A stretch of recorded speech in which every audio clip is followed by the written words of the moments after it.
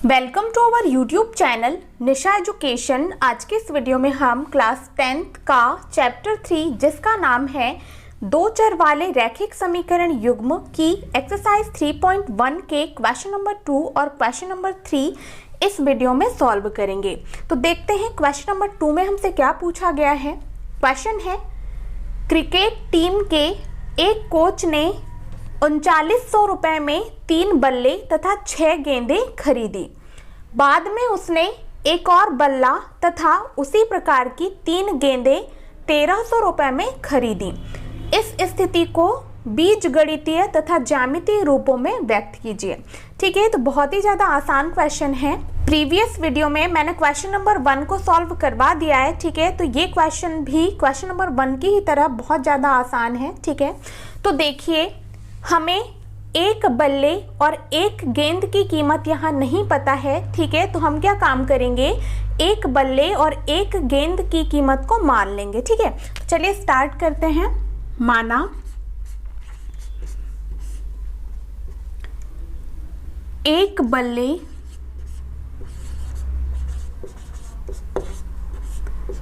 की कीमत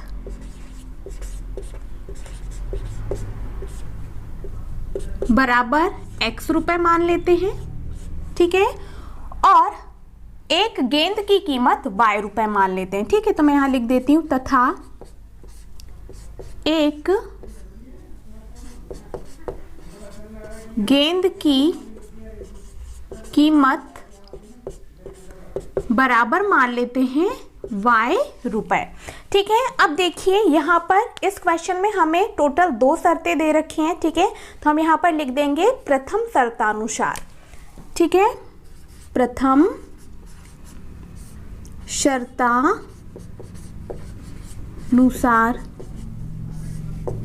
ठीक है, तो देखिए क्वेश्चन में हमें पहली शर्त क्या दे रखी है कि क्रिकेट टीम के एक कोच ने 3 बल्ले तथा 6 गेंदें 3900 रुपए में खरीदी। ठीक है, तो इस शर्त को हम बीजगणितीय रूप में लिख देंगे। बहुत ही ज़्यादा आसान है। ठीक है, अब देखिए टोटल यहाँ पर बल्ले कितने हैं, 3। ठीक है, और एक बल्ले की कीमत हमने माना हुआ है x।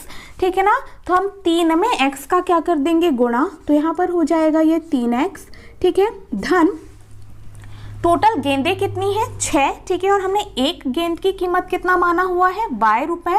ठीक है, तो हम 6 में y का क्या कर देंगे, गुणा। ठीक है, और दोनों की कीमत कितनी है, 3900 रुपए। तो बराबर में लिख देंगे 3900 रुपए। ठीक है, बहुत ही ज़्यादा आसान है। ठीक है ना, मैं फिर से आप लोगों को बता देती हूँ कि एक बल्ले की कीमत कितनी है, x रुपए, और टोटल बल्ले कितने हैं यहाँ पर 3, इसलिए हमने 3 में x का गुणा कर दिया। ठीक है, और टोटल गेंदें कितनी है, 6, और हमने एक गेंद की कीमत कितनी मानी हुई है, y रुपए। ठीक है, इसलिए हमने 6 में y का गुणा कर दिया, और दोनों की कीमत कितनी है, 3900 रुपए। तो बराबर में 3900 रुपए लिख दिया। ठीक है ना, अब चलिए इसे सॉल्व कर लेते हैं। तो यहाँ से हम 3 कॉमन निकाल सकते हैं। ठीक है, तो चलिए यहाँ से निकाल लेते हैं। 3 कॉमन निकाला तो यहाँ पर बचा x धन, यहाँ पर क्या बचेगा, 2y बराबर कितना होगा, 3900। ठीक है, अब देखिए 3 का हम पक्षांतर कर देंगे तो यहाँ पर हो जाएगा x धन 2y बराबर 3900, और बटे में कितना आ जाएगा, 3। ठीक है ना, तो यहाँ से हो जाएगा x धन 2y बराबर, इसको कैंसिल करेंगे तो 3 एकम 3, 3 तिया 9, और ये डबल 0। ठीक है ना, तो फर्स्ट बीजगणितीय समीकरण क्या आया हमारे पास, x धन 2y बराबर 1300। ठीक है, बहुत ही ज़्यादा आसान है बीजगणितीय रूप में लिखना। ठीक है, अब देखिए तो प्रथम शर्तानुसार निकला समीकरण। अब हम द्वितीय शर्त के अनुसार भी एक समीकरण यहाँ से निकाल लेंगे। ठीक है, तो मैं यहाँ लिख देती हूँ द्वितीय शर्तानुसार। ठीक है, तो द्वितीय शर्त क्या दे रखी है क्वेश्चन में, देखते हैं। ठीक है, बाद में उसने, मतलब क्रिकेट टीम के कोच ने एक और बल्ला तथा उसी प्रकार की 3 गेंदें 1300 रुपए में खरीदी। ठीक है, क्या खरीदा उसने, एक बल्ला खरीदा और 3 गेंदें खरीदा 1300 रुपए में। ठीक है, तो उसको भी हम सेम ऐसे ही बीजगणितीय रूप में लिख लेंगे। अब देखिए बल्लों की संख्या कितनी है, एक ही है। तो यहाँ पर देखिए एक बल्ले की कीमत हमने कितना माना हुआ है, x रुपए। तो यहाँ पर लिख देंगे x धन, यहाँ पर गेंदों की संख्या कितनी है 3, ठीक है, और एक गेंद की कीमत कितनी है y, तो हम 3 से y का क्या कर देंगे गुणा, तो ये हो जाएगा 3y, ठीक है ना, बराबर दोनों की कीमत कितनी है 1300 रुपए, तो बराबर में क्या आ जाएगा 1300 रुपए। तो देखिए इस समीकरण को हम और आगे हल नहीं कर सकते हैं, ठीक है, हमारा समीकरण आ चुका है। तो द्वितीय शर्त के अनुसार बीजगणितीय समीकरण हमें क्या प्राप्त हुआ, x धन 3y बराबर 1300 रुपए, ठीक है ना। तो जैसा कि हमें क्वेश्चन में बोला गया था कि दी गई स्थितियों को बीजगणितीय रूप में लिखिए, ठीक है, तो हमारा पहला समीकरण ये प्राप्त हुआ और दूसरा समीकरण ये प्राप्त हुआ, ठीक है। अब हम इसको क्या काम करेंगे, ज्यामितीय रूप में भी व्यक्त करेंगे। तो देखिए ज्यामितीय रूप में व्यक्त करने के लिए हम इन समीकरणों के लिए दो दो बिंदु प्राप्त करेंगे, ठीक है। तो मैं पहला समीकरण यहाँ पर लिख लेती हूँ, x धन 2y बराबर 1300, ठीक है। इसके लिए हम x और y के दो दो बिंदु निकाल लेते हैं, ठीक है। पहली बार में हम रख देते हैं x बराबर 0, ठीक है। तो देखते हैं x बराबर 0 के लिए y का कौन सा मान आता है, ठीक है ना। तो यहाँ पर देखिए x की जगह हम रख देते हैं 0, धन यहाँ पर हो जाएगा 2y बराबर कितना 1300, ठीक है। तो देखिए 0 का तो कोई मतलब है नहीं, ठीक है ना, तो यहाँ से हो जाएगा 2y बराबर कितना 1300। अब देखिए इसे आगे यहाँ पर सॉल्व कर लेते हैं, ठीक है। तो हम क्या काम करेंगे, यहाँ पर 2 का पक्षांतर कर देंगे, तो y बराबर कितना हो जाएगा 1300/2, ठीक है ना। इसको कैंसिल करेंगे तो ये y बराबर कितना आ जाएगा 650, ठीक है ना। तो जब हमने x का मान कितना रखा 0, तो y का मान हमें कितना प्राप्त हुआ 650। ये तो हमें एक बिंदु मिला, ठीक है। अब दूसरा बिंदु भी हम निकाल लेते हैं। तो इस बार हम क्या काम करेंगे, y बराबर 0 रख के देखते हैं कि x का मान क्या आता है, ठीक है। तो चलिए रख देते हैं, y बराबर 0 रखने पर, ठीक है। तो यहाँ पर देखिए x हो जाएगा धन 2, y की जगह हमने रखा है 0 बराबर यहाँ पर क्या हो जाएगा 1300, ठीक है। तो यहाँ पर देखिए ये टर्म तो पूरी क्या हो जाएगी 0, तो x धन यहाँ पर ये हो जाएगा 0 बराबर कितना 1300। तो x का मान कितना आया 1300, ठीक है। तो जब हमने y बराबर 0 रखा तो x का मान कितना आया 1300, ठीक है। इसको चलिए बॉक्स में लिख देते हैं, ये हो जाएगा x का मान यहाँ पर और यहाँ पर y का मान, ठीक है।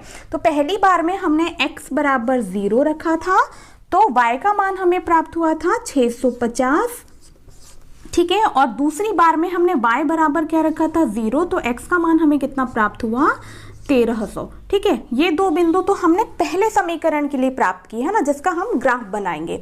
अब हम दूसरे समीकरण के लिए भी सेम इसी तरह से दो बिंदु प्राप्त कर लेते हैं, ठीक है। तो दूसरा समीकरण मैं यहाँ पर लिख देती हूँ, जो कि है x धन 3y बराबर कितना 1300, ठीक है।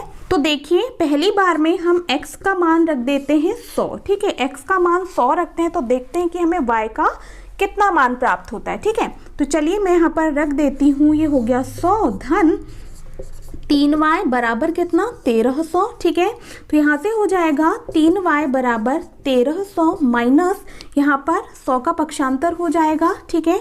ये हो जाएगा 3y बराबर 1300 में से 100 माइनस करेंगे तो यहाँ पर कितना बचेगा 1200, ठीक है। आगे यहाँ पर सॉल्व कर लेते हैं।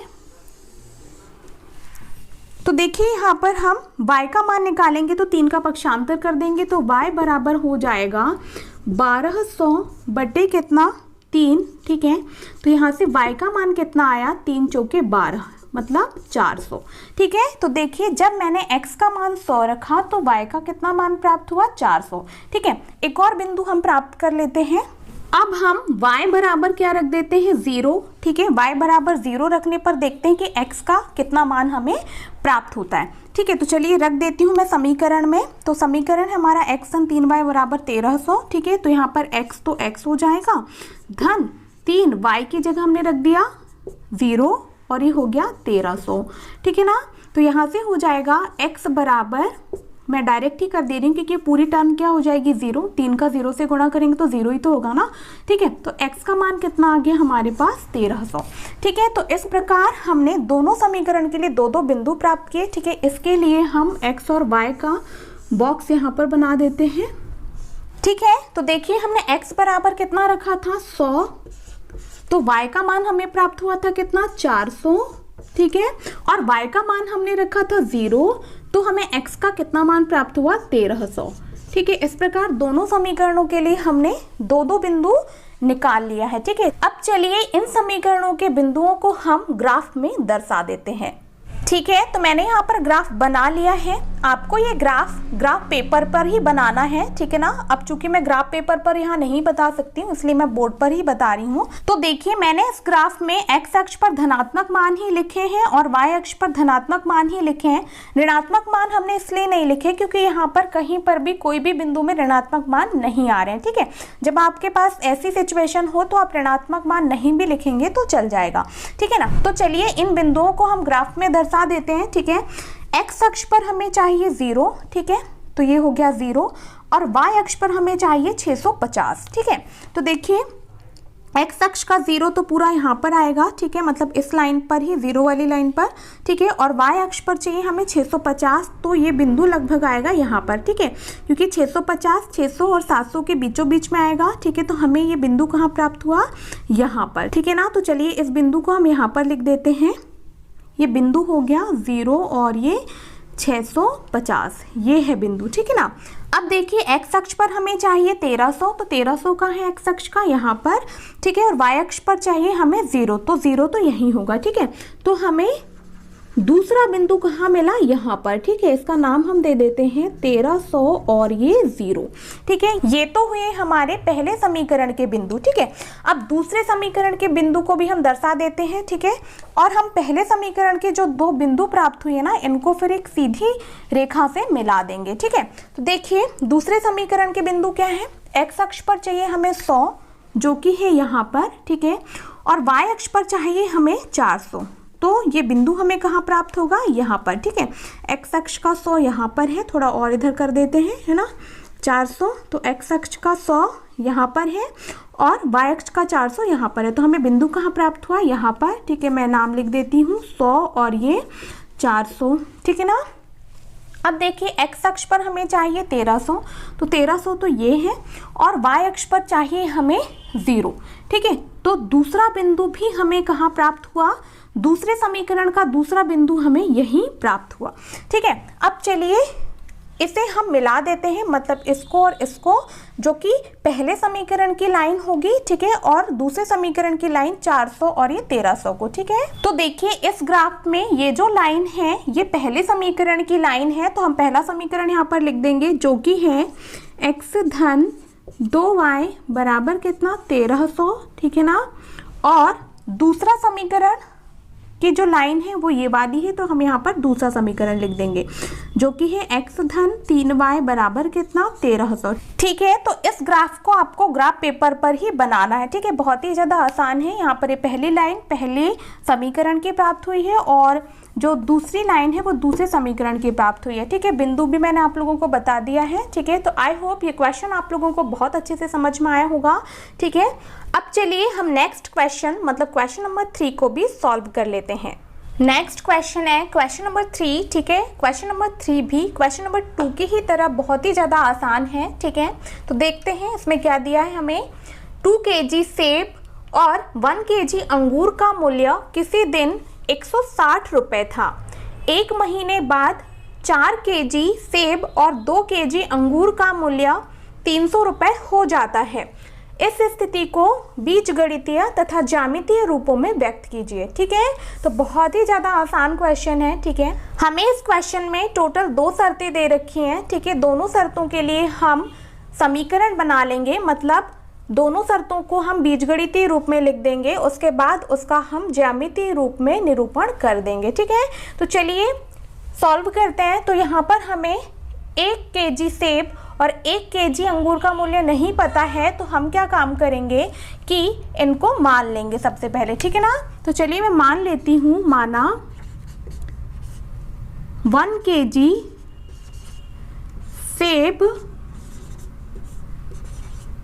का मूल्य x रुपए है। ठीक है, तथा 1 kg अंगूर का भी मूल्य मान लेते हैं हम, ठीक है। 1 kg अंगूर का मूल्य y रुपए है, ठीक है। अब चलिए हम प्रथम शर्तानुसार लिख देते हैं, ठीक है। प्रथम शर्तानुसार,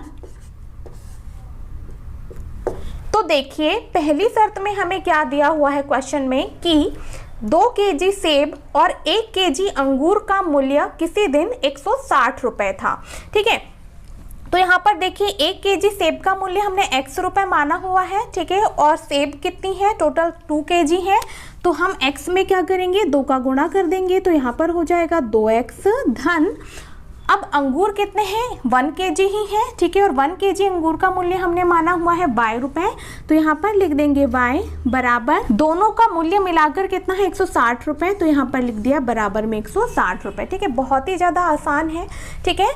1 kg सेब का मूल्य हमने x रुपए माना हुआ है, टोटल 2 kg सेब है, तो 2 में हमने x का गुणा कर दिया, ठीक है। और अंगूर तो 1 kg ही है, ठीक है। और 1 kg को हमने y रुपए माना हुआ है, तो 2x धन y, और दोनों का मूल्य कितना है 160 रुपए, तो हमने लिख दिया बराबर में 160 रुपए, ठीक है। अब देखिए इस समीकरण को हम और आगे हल नहीं कर सकते हैं, तो प्रथम शर्तानुसार जो समीकरण हमें प्राप्त हुआ वो यही प्राप्त हुआ, क्या, 2x धन y बराबर 160। बहुत ही ज़्यादा आसान है ये तो, ठीक है ना। अब देखिए हम द्वितीय शर्तानुसार लिख देते हैं, मतलब दूसरी शर्त में भी देख लेते हैं कि हमें क्या बोला गया है, ठीक है। द्वितीय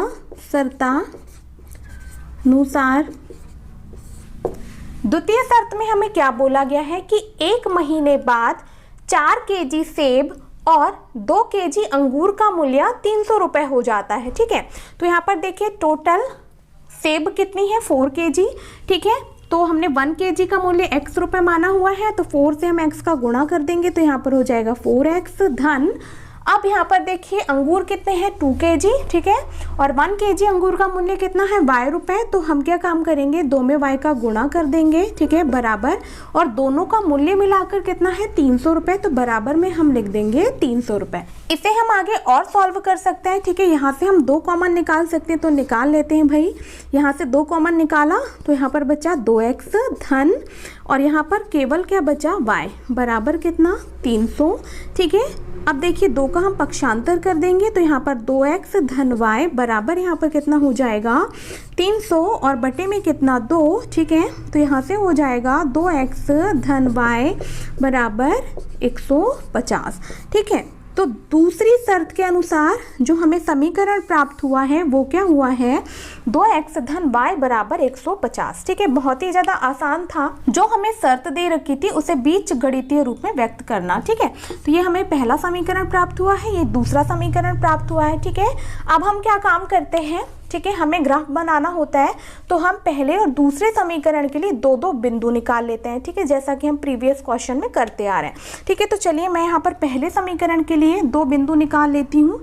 पहला समीकरण क्या है, 2x धन y बराबर कितना 160, ठीक है। तो चलिए सबसे पहले हम यहाँ पर रख देते हैं x का मान 0, तो देखते हैं कि y का क्या मान आता है, ठीक है। तो चलिए मैं यहाँ रख देती हूँ x बराबर 0, ठीक है। तो यहाँ पर हो जाएगा 2, x की जगह हम रख देंगे 0 धन, यहाँ पर हो जाएगा y, और यहाँ पर कितना हो जाएगा 160। तो देखिए ये टर्म तो पूरी क्या हो जाएगी 0, क्योंकि 2 से हम 0 का गुणा करेंगे तो 0 ही आने वाला है, ठीक है।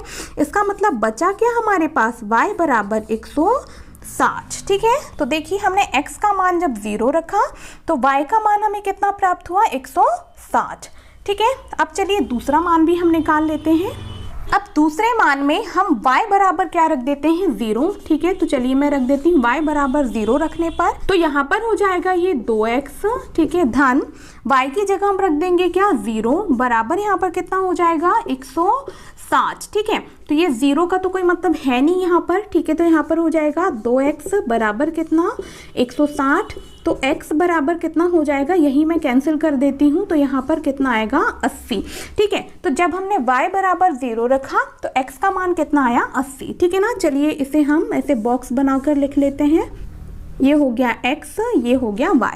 ठीक है, जब हमने x का मान क्या रखा 0, तो हमें y का कितना मान प्राप्त हुआ 160। ठीक है, और हमने जब y का मान रखा 0, तो हमें x का कितना मान प्राप्त हुआ 80। ठीक है, इसी तरह हम समीकरण 2 के लिए भी 2 बिंदु प्राप्त कर लेते हैं। ठीक है, तो समीकरण 2 मैं लिख लेती हूँ यहाँ पर, जो कि है 2x धन y बराबर कितना 150। ठीक है, तो चलिए हम यहाँ पर x बराबर सबसे पहले तो 0 रख लेते हैं। ठीक है, x बराबर 0 रखने पर, ठीक है, तो यहाँ हो जाएगा 2, x की जगह हम रख देंगे 0, धन यहाँ पर कितना y बराबर कितना 150। ठीक है, तो ये टर्म तो हो गई पूरी 0, इसका मतलब हमारे पास क्या आने वाला है y बराबर 150। ठीक है, तो जब हमने x का मान कितना रखा 0, तो y का मान हमें कितना प्राप्त हुआ 150। ठीक है, अब चलिए हम एक और मान रख लेते हैं। अब हम y का मान रख लेते हैं कितना 50, तो देखते हैं कि x का कितना मान आने वाला है। ठीक है, जरूरी नहीं कि आप 0 ही रखो, आप कोई और भी मान रखकर निकाल सकते हो। ठीक है, आप जो भी मान रखेंगे यहाँ कुछ ना कुछ मान आएगा, उसी को आपको ग्राफ में दर्शाना है। ठीक है, तो y बराबर कितना रखा मैंने 50। ठीक है, तो चलिए यहाँ पर वैल्यू रख देते हैं, तो ये हो गया 2x धन y का मान मैंने रखा है 50 बराबर कितना हो गया 150। ठीक है, तो यहाँ से हो जाएगा 2x बराबर 150 में से ये 50 हम घटा देंगे। ठीक है, पक्षांतर किया है, तो यहाँ पर आ गया 2x बराबर कितना 100। ठीक है, तो यहीं से कैंसिल कर देते हैं, तो यहाँ पर ये कितने बार गया भाई 50 बार, तो x का मान कितना आया 50। ठीक है, तो जब हमने y का मान कितना रखा 50, तो हमें x का मान कितना प्राप्त हुआ 50। ठीक है, इसे भी हम बॉक्स बनाकर लिख लेते हैं।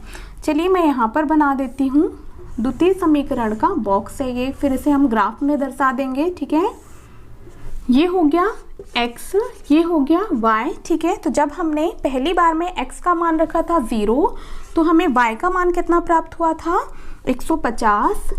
ठीक है, और जब हमने दूसरी बार में y का मान रखा कितना 50, तो हमें x का कितना मान प्राप्त हुआ 50। ठीक है, तो बहुत ही ज़्यादा आसान ये क्वेश्चन होते हैं। ठीक है, बस आपको क्या करना होता है कि जो हमें स्थितियां दी हुई होती है ना, उसे हमें बीजगणितीय रूप मतलब बस उसका समीकरण बनाना होता है, उसके बाद तो क्वेश्चन बहुत ही ज़्यादा आसान होता है। ठीक है, तो देखिए हमने दोनों समीकरणों के लिए 2-2 बिंदु निकाल लिए हैं, अब इन्हें हम ग्राफ में दर्शा देते हैं। ठीक है, तो मैंने यहाँ पर ग्राफ बना लिया है। ठीक है, मैं आप लोगों को फिर से बोल देती हूँ कि आपको ये ग्राफ जो है ग्राफ पेपर पर ही बनाना है। ठीक है, तो देखिए हमने यहाँ पर दोनों समीकरणों के लिए 2-2 बिंदु प्राप्त किए हैं, उन्हें हम इस ग्राफ में दर्शा देते हैं। ठीक है, पहले समीकरण के लिए हमें ये बिंदु प्राप्त हुए हैं। ठीक है, तो x पर हमें चाहिए 0 जो कि है यहाँ। ठीक है, और y अक्ष पर चाहिए हमें धनात्मक 160। ठीक है, मैं आप लोगों को फिर से बता दूं कि मैंने ऋणात्मक मान इसलिए नहीं लिखे हैं x और y अक्ष पर, क्योंकि दोनों ही जगह ऋणात्मक मान नहीं आए हैं। ठीक है, तो देखिए ये बिंदु हमें कहाँ प्राप्त होगा। ठीक है, x अक्ष का 0 तो यहाँ पर है। ठीक है, और y अक्ष का हमें चाहिए 160। ठीक है, तो हमें कहाँ प्राप्त होगा ये बिंदु, यहाँ पर, जो कि कितना होगा 0 और 160। ठीक है, आई होप ये बिंदु दर्शाना आप लोगों को बहुत ही आसान लगता होगा। ठीक है, अब देखिए x अक्ष पर चाहिए हमें 80, तो x अक्ष का 80 का है ये। ठीक है, और y अक्ष पर चाहिए 0। ठीक है, तो y अक्ष का 0 तो यहीं पर होगा, तो बिंदु हमें कहाँ प्राप्त हुआ यहाँ पर, जो कि है कितना 80 और ये 0। ठीक है, मैं आप लोगों को बता देती हूँ, ये जो पहला मान होता है ना, ये x का मान होता है, ये दूसरा मान y का होता है। सेम यहाँ पर भी ये x का मान 80 है और y का मान 0 है। ठीक है, तो देखिए हमने यहाँ पर पहले समीकरण के जो 2 बिंदु प्राप्त हुए थे उन्हें दर्शा दिया है ना, हम इकट्ठे बाद में इसे एक सीधी लाइन से मिला देंगे। अब दूसरे समीकरण के लिए हमने जो बिंदु प्राप्त किए हैं उन्हें भी ग्राफ में दर्शा देते हैं। तो x अक्ष पर हमें चाहिए 0। ठीक है, और y अक्ष पर चाहिए 150। ठीक है, तो y अक्ष पर 150 का है ये। ठीक है, और x अक्ष का 0 तो यहीं पर होगा। ठीक है, इस पूरी लाइन में, तो ये हमें बिंदु कहाँ प्राप्त हुआ 0 150 यहाँ पर प्राप्त हुआ। ठीक है, अब देखिए दूसरा बिंदु है 50 और 50, मतलब x अक्ष पर भी हमें 50 चाहिए और y अक्ष पर भी हमें 50 चाहिए। ठीक है, तो 50 कहाँ है भाई, यहाँ पर, इसको हम मिला देते हैं, ये आएगा कहाँ यहाँ। ठीक है, तो ये मिला दिया हमने, ये बिंदु कहाँ आया यहाँ पर, इसका नाम हम दे देते हैं 50 और ये 50। ठीक है, ये x अक्ष का मान है 50 और y अक्ष का भी मान कितना है 50। चलिए इन बिंदुओं को हम मिला देते हैं। ठीक है, तो इस प्रकार हमें यहाँ पर इन दोनों समीकरणों के ग्राफ प्राप्त हुए। ठीक है, ये जो पहली लाइन है ये पहले समीकरण की है, तो हम यहाँ पर लिख देते हैं, जो कि है क्या, 2x धन y बराबर कितना, 160। ठीक है, और जो दूसरी लाइन है, मतलब ये वाली जो लाइन है ये दूसरे समीकरण की लाइन है। ठीक है, यह रेखा है, तो मैं लिख देती हूँ दूसरा समीकरण क्या है, 2x धन y बराबर कितना, 150। ठीक है, तो बहुत ही ज़्यादा आसान ये क्वेश्चन है। ठीक है, बस आपको समीकरण बनाना आना चाहिए और दो दो मान आप ऐसे निकाल लेंगे और इन मानों को या इन बिंदुओं को आप ग्राफ में दर्शा देंगे। ठीक है, तो आई होप क्वेश्चन नंबर 2 और क्वेश्चन नंबर 3 आप लोगों को बहुत ही ज़्यादा आसान लगे होंगे। ठीक है, यदि वीडियो पसंद आई है तो वीडियो को लाइक और शेयर जरूर करें। ठीक है, और यदि मेरे चैनल पर नए हैं तो चैनल को सब्सक्राइब करके बेल आइकन को प्रेस कर लें। मिलते हैं नेक्स्ट वीडियो में। Thank you.